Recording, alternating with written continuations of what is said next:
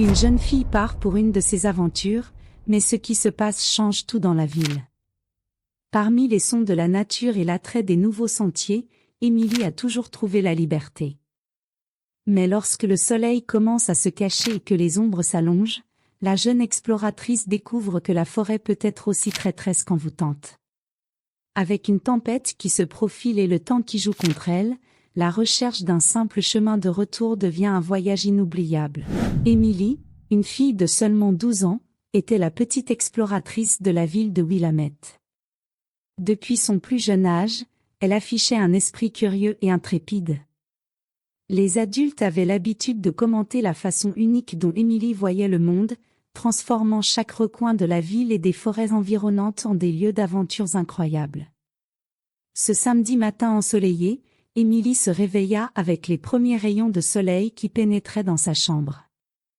Elle s'étira et alla à la fenêtre, d'où elle pouvait voir les arbres se balancer doucement au gré du vent. « Aujourd'hui sera une journée parfaite », se dit-elle. Comme toujours, elle avait prévu d'explorer de nouveaux territoires dans la forêt. Dans la cuisine, elle trouva sa mère, Sarah, en train de préparer des crêpes, tandis que son père, Thomas, lisait le journal à table. « Bonjour, ma petite aventurière », la salua Thomas sans détourner les yeux de son journal. « J'ai entendu dire que le temps est parfait pour des aventures aujourd'hui. » Émilie sourit, imaginant déjà les possibilités de la journée. « Aujourd'hui, j'irai plus loin que jamais », dit-elle en attrapant un morceau de crêpe. « Mais je promets de rentrer avant le dîner. » Sarah regarda sa fille avec un mélange de fierté et d'inquiétude. « Je veux juste que tu sois prudente, Émilie. Ne te perds pas en chemin. »« Je sais, maman, » répondit Émilie en préparant son sac à dos. Elle y mit une bouteille d'eau, quelques collations, sa fidèle lampe de poche, bien sûr, son carnet de notes. « J'ai tout ce qu'il me faut.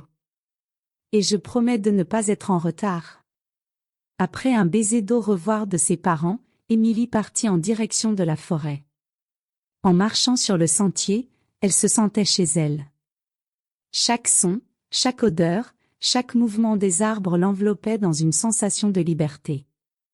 Alors qu'elle s'enfonçait dans la forêt, elle arriva à un endroit qu'elle n'avait jamais exploré auparavant. C'était une clairière magique, avec un petit ruisseau cristallin et des fleurs sauvages aux couleurs vibrantes. Des papillons dansaient dans les airs, et Émilie peinait à contenir son excitation.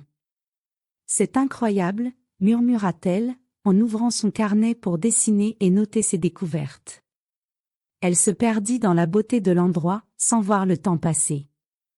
Quand elle regarda finalement sa montre, il était déjà tard. Le ciel commençait à prendre une teinte orangée, et les ombres des arbres devenaient plus longues et inquiétantes.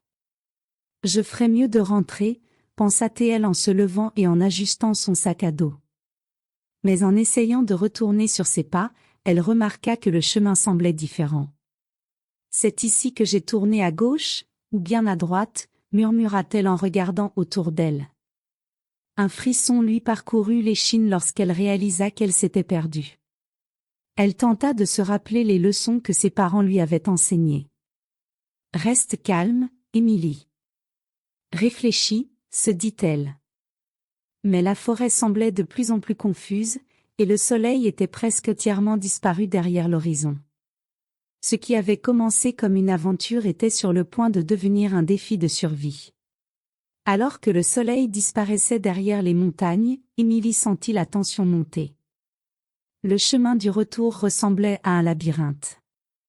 Peut-être qu'en continuant tout droit, je retrouverai le bon sentier, pensa-t-elle, mais une petite voix en elle lui disait que cela ne serait pas si simple. La forêt, autrefois accueillante et vibrante, semblait maintenant froide et silencieuse. Même le chant des oiseaux s'était éteint, comme s'ils se préparaient eux aussi à quelque chose. Le vent commença à souffler plus fort, faisant osciller les arbres et obligeant Émilie à se serrer les bras contre elle-même. « Ce n'est qu'une petite brise », dit-elle à haute voix, essayant de se rassurer. Mais la brise se transforma rapidement en autre chose. Le ciel s'assombrit brusquement, et des nuages épais se formèrent au-dessus d'elle. Émilie leva les yeux, et une goutte glacée coula sur sa joue. De la pluie? Maintenant? Vraiment, se lamenta TL. En quelques minutes, ce qui n'était qu'une goutte isolée devint une pluie battante. Le bruit de la pluie résonnait dans la forêt, frappant les feuilles et transformant le sol en boue. Émilie serra la sangle de son sac à dos et essaya d'accélérer le pas, mais les gouttes glaciales trempaient ses vêtements, et chaque coup de tonnerre la faisait sursauter. Ça va aller, Émilie. Tu as déjà affronté des tempêtes, se dit-elle, tandis que les éclairs illuminaient la forêt. Elle savait qu'elle devait trouver un abri. Papa a toujours dit qu'il ne faut pas rester sous de grands arbres pendant un orage. Je dois trouver un endroit solide. Avec sa lampe de poche en main, elle commença à explorer les environs. Son esprit travaillait rapidement, essayant de se souvenir des conseils de survie. Reste calme. Cherche des endroits sûrs, répétait-elle pour se motiver. Après quelques minutes à glisser dans la boue et à trébucher sur des racines, Émilie aperçut ce qui ressemblait à une petite grotte entre des rochers. Essoufflée et trempée, elle courut jusqu'à l'entrée et s'y engouffra. C'était étroit, mais assez sec pour la protéger. Enfin, souffla-t-elle en s'asseyant contre la paroi. Reprenant son souffle, Émilie sortit son sac à dos pour vérifier son contenu. La lampe de poche fonctionnait encore, mais ses collations étaient mouillées, et la bouteille d'eau presque vide. Au moins, j'ai de la lumière, pensa-t-elle, essayant de rester positive. Dehors, la tempête semblait s'intensifier.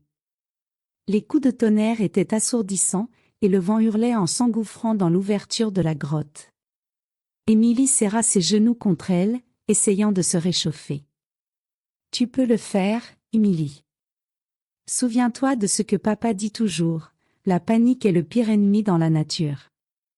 Mais malgré ces paroles, la peur commença à s'insinuer. Elle se sentait petite et seule. Des larmes coulèrent sur ses joues. Maman, papa, j'avais promis de rentrer avant le dîner, murmura-t-elle en sanglotant. Au fur et à mesure que la nuit avançait, la fatigue finit par la submerger. L'adrénaline du moment s'estompait, laissant place à l'épuisement. Malgré le bruit de la tempête, Émilie s'endormit, serrant son sac à dos contre elle comme un bouclier.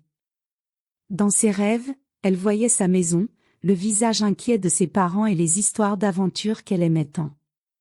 À son réveil, la véritable épreuve de survie ne ferait que commencer. Alors qu'Émilie luttait contre la peur dans la forêt, ses parents faisaient face à leur propre angoisse. Dans le salon, Sarah marchait de long en large, regardant sans cesse l'horloge. Thomas, il est déjà plus de 9 heures. Elle ne tarde jamais autant. Quelque chose ne va pas. Thomas, assis dans son fauteuil avec le regard fixé sur le sol, essayait de garder son calme. Sarah, elle connaît la forêt. Peut-être qu'elle a simplement perdu la notion du temps. Attendons encore un peu. Attendre? Sarah s'arrêta brusquement, les yeux remplis de larmes. Et si elle était blessée? Perdue? Non, Thomas, je refuse de rester là sans rien faire. Thomas soupira. Au fond de lui, il savait que Sarah avait raison. Émilie ne tardait jamais autant. D'accord. Appelons Georges, dit-il en prenant le téléphone. Georges était un vieil ami de la famille et un expert des sentiers de la région. Lorsqu'il arriva chez les McCarthy, il était prêt à agir. Elle est intelligente, mais la forêt peut être dangereuse, surtout la nuit. Formons une équipe de recherche. Les voisins se mobilisèrent rapidement. La petite ville de Willamette était solidaire, et il ne fallut pas longtemps avant que plusieurs personnes arrivent, équipées de lampes torchées et de cartes. Sarah, bien que reconnaissante pour leur soutien, ne pouvait cacher son inquiétude. « Je vous en supplie, retrouvez ma fille », implora-t-elle à l'une des équipes. Thomas posa les mains sur ses épaules. « Nous la ramènerons, Sarah. Peu importe le temps que cela prendra. » Pendant ce temps, les pompiers locaux furent appelés, apportant des chiens pisteurs pour aider. La pluie va compliquer les choses, commenta l'un des pompiers. Ces traces peuvent avoir disparu. Mais nous n'abandonnerons pas. Sarah tenait une photo d'Emily tandis que les équipes s'organisaient. Elle portait ce sac à dos rouge. C'est facile à repérer, dit-elle d'une voix tremblante. Je vous en prie, fouillez chaque recoin. Au fur et à mesure que les équipes se dispersaient dans la forêt, le son des voix appelant Emily résonnait. Emily. Emily. Si tu peux nous entendre, réponds-nous. Mais il n'y avait aucune réponse, seulement le bruit de la pluie qui diminuait et le vent qui soufflait encore. Elle a sûrement cherché un abri, suggéra George en examinant une carte. Je connais quelques grottes par ici. Concentrons-nous sur ces zones. Tandis que les recherches avançaient, Sarah et Thomas refusèrent de se reposer. Elle est là dehors, Thomas. Je le sais. Je ne peux pas m'arrêter maintenant, dit Sarah, les yeux fixés sur l'obscurité. La nuit fut longue et froide, mais personne ne voulait abandonner. Même sans indice, l'espoir de retrouver Emily poussait tout le monde à continuer. Le ciel commençait à s'éclaircir, laissant apparaître les premiers rayons de soleil dans la forêt encore trempée par la tempête de la nuit précédente. La recherche d'Emily durait depuis des heures, et la fatigue était visible sur les visages des parents et de l'équipe de secours. Pourtant, personne ne voulait abandonner. La petite ville de Willamette s'était unie comme jamais auparavant, tous déterminés à ramener Emily saine et sauve. Sarah, les yeux rouges d'avoir pleuré, tenait fermement la main de Thomas tandis qu'ils observaient les pompiers organiser les prochaines étapes. Toujours aucun signe d'elle, dit l'un des officiers. Mais le fait qu'elle ait son sac à dos nous donne de l'espoir. Si elle a trouvé un abri, elle attend peut-être qu'on vienne l'aider. Nous devons faire quelque chose de plus, dit Thomas, regardant la forêt comme s'il pouvait voir au-delà des arbres. Elle est là quelque part.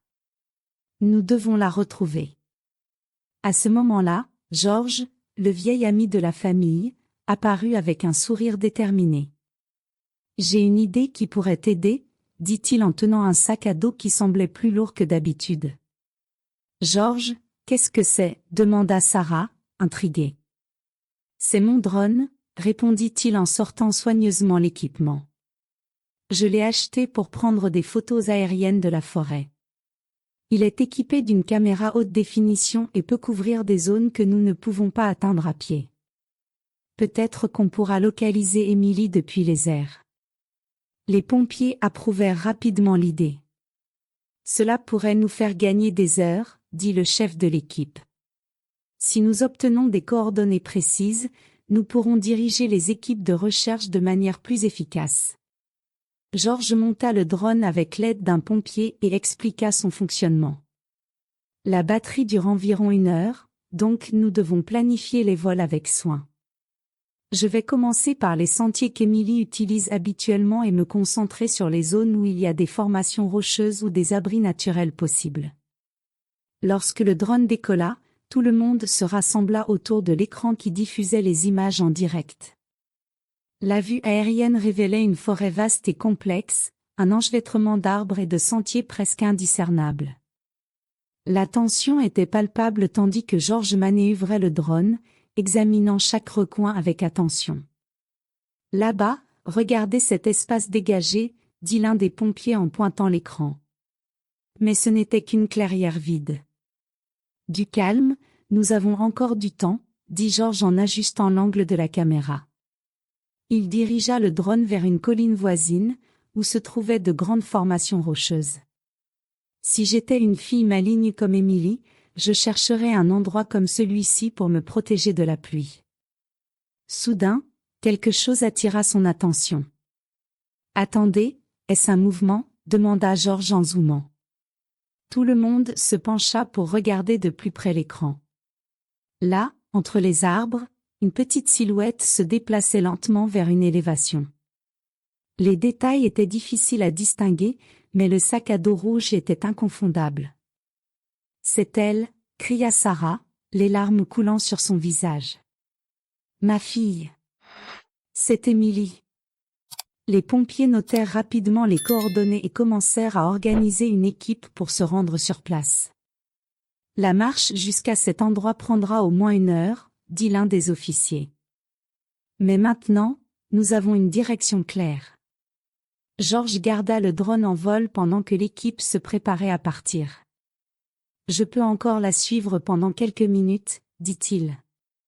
Continuons de surveiller tant que c'est possible. Lorsque la batterie du drone commença finalement à s'épuiser, l'équipe était déjà en mouvement, guidée par les images transmises. Sarah et Thomas suivaient de près, impatients de retrouver leur fille. Malgré l'épuisement, l'espoir brillait désormais plus fort que jamais. Émilie se réveilla avec le soleil caressant doucement son visage. Malgré la fatigue et le froid qu'elle avait ressenti durant la nuit, la chaleur du matin lui apporta une lueur d'espoir. Elle regarda autour d'elle, essayant de rassembler ses forces pour continuer. « Je dois trouver un endroit en hauteur », se dit-elle. « Si je peux voir la ville ou un sentier, je pourrai retrouver mon chemin. » Ses pieds lui faisaient mal, et ses vêtements étaient encore humides, mais la détermination d'Émilie surpassait son inconfort. Montant lentement la colline voisine, elle s'arrêta pour boire le reste de son eau. Papa dit toujours qu'un explorateur ne renonce jamais. Et je ne renoncerai pas. C'est alors qu'elle entendit quelque chose. Au début, cela ressemblait seulement au bruit du vent, mais en écoutant plus attentivement, elle perçut des voix qui appelaient son nom. Émilie. Émilie. Le cœur de la jeune fille s'emballa. Ils sont venus me chercher, cria-t-elle de toutes ses forces. Je suis là. Au début, les voix semblaient lointaines, mais elles se firent bientôt plus claires. Émilie continua à grimper, ses pas devenant de plus en plus rapides. Soudain, elle aperçut des silhouettes se déplaçant entre les arbres en contrebas. « Maman! Papa! Je suis ici !» cria-t-elle à nouveau, agitant frénétiquement les bras. Lorsque Sarah et Thomas virent leur fille, ils ne purent retenir leur émotion. Ils coururent vers elle, ignorant la montée raide et leur fatigue. Sarah fut la première à l'atteindre, enveloppant Émilie dans une étreinte serrée. « Oh, ma chérie! Je savais que tu étais forte. Je savais que tu tiendrais bon, » dit-elle, les larmes coulant sans retenue. Thomas arriva juste après, prenant les deux dans ses bras. « Tu nous as fait une sacrée peur, ma petite, » dit-il, la voix tremblante d'émotion. « Mais tu es incroyable. Nous sommes tellement fiers de toi. » Les pompiers vérifièrent rapidement l'état d'Émilie. Malgré la fatigue, la faim et le froid, elle allait bien. Une couverture fut placée sur ses épaules, et on lui offrit de l'eau ainsi qu'un morceau de chocolat. « Tu as été très courageuse, » lui dit l'un des pompiers en souriant.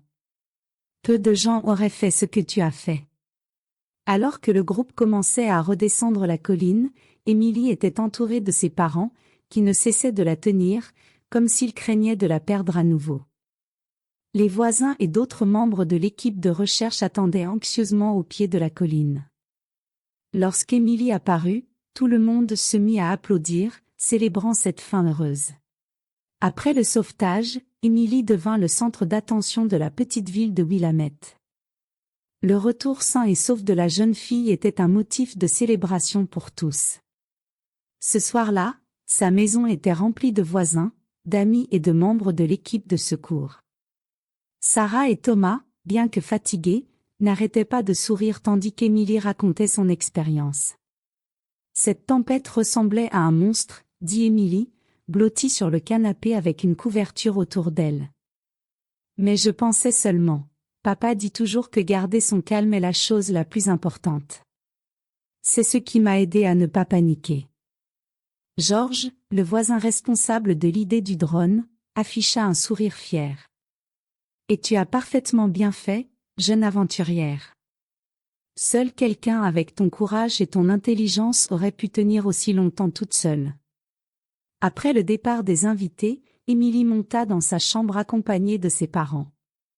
Avant de s'endormir, elle les regarda avec un éclat dans les yeux. Maman, papa, je sais que je vous ai inquiété, mais merci de n'avoir jamais abandonné. Je savais que vous viendriez. Thomas lui déposa un baiser sur le front. Nous serons toujours là pour toi, Émilie. Peu importe où tu es. Les jours suivants furent consacrés à la récupération et à la réflexion. Émilie commença à réaliser combien son expérience dans la forêt l'avait transformée. Elle n'était qu'une enfant, mais survivre à cette nuit lui avait offert une nouvelle perspective sur le courage, la famille et la résilience. Inspirée, elle décida de commencer à écrire sur ses aventures dans un vieux carnet qu'elle trouva sur une étagère. Peut-être que cela pourrait devenir un livre un jour, dit-elle à sa mère lors du petit déjeuner. Sarah rit, caressant les cheveux de sa fille. Je suis certaine que beaucoup de gens aimeraient lire les aventures de la petite exploratrice de Willamette. Et elle avait raison. Les notes d'Émilie devinrent bientôt un projet scolaire qui attira l'attention des professeurs, plus tard, des éditeurs locaux.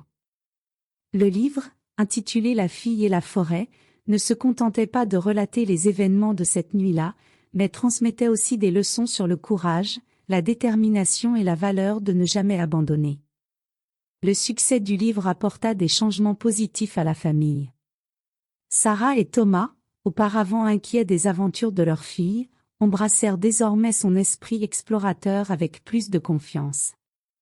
Émilie, quant à elle, commença à planifier de nouvelles expéditions, mais cette fois avec plus de préparation et de sécurité. Papa, cette fois, j'emmène une carte détaillée, un sifflet et un kit de survie, déclara Émilie un matin, en préparant son sac à dos. Thomas sourit, fier. Voilà, ma chérie. Tu peux explorer le monde entier tant que tu es préparé. Et n'oublie pas de toujours nous dire où tu vas. De plus, l'expérience rapprocha encore davantage la communauté de Willamette. George, avec son drone, devint une sorte de célébrité locale, souvent sollicité pour aider dans d'autres situations. Je n'aurais jamais pensé que mon passe-temps serait si utile, dit-il avec un sourire modeste. Émilie grandit avec son esprit aventureux intact. Les années passèrent, mais la petite fille qui avait autrefois affronté une nuit terrifiante dans la forêt devint une jeune exploratrice reconnue. Ses livres inspirèrent enfants et adultes à affronter leurs peurs, à valoriser la nature et à croire en la force de leur famille et de leur communauté. Au final, Émilie prouva que même les défis les plus difficiles pouvaient être transformés en quelque chose de beau et de significatif. La petite exploratrice de Willamette n'arrêta jamais de créer des histoires qui émerveillaient le monde, montrant que le courage et l'amour sont les plus grands guides dans tout voyage.